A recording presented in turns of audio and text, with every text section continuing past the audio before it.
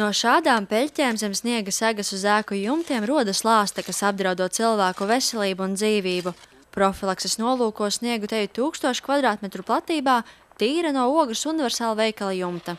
Krietni vēlāk kā citus gadus, bet esam sagaidījuši ziemu, un līdz ar sniegu ieradušās arī sezonas rūpes. Jau uz jumta ir apmēram jau 25 cm biezumā sniegs. Tad jau vajadzētu sākt skatīties, kad kaut ko ir jādara lietas labā jau. Laukos ir bišķi savādāk, ja tur neviens nedzīvo, neviens nestaigā, bišķi savādāk, bet pilsētā gājai celiņi blakām gar ietvēm, un ja tur lāsta, kas karājās, tur tomēr to uzmanību ir ātrāk jāpievērš.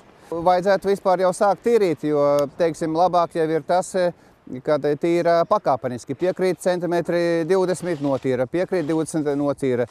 Tātad, lai neveidotos tie visa lāstakas un visas izrietošais ar to.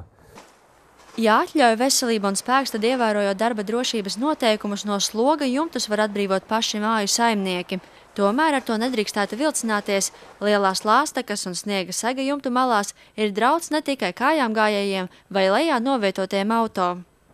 Veidojas lielās lāstakas jumta malā, jo tur atdziest jumts jau, apakšā siltums nāk augšā. Un lielas lāstakas veidojas, un ar to pašu jumta malā sāk plēst visus bleķus nost, un arī pēc tam, ja atbraucam tīrīt, tos lielos ledus klučus tur kāpājam ar cirviem, ar visu iespējamo, lai dabūtu nost, lai kādam uz galvām neuzkrīt. Un tad, tur nevar garantēt arī, ka tur kaut ko nesaplēš vai vēl kaut ko neizdara.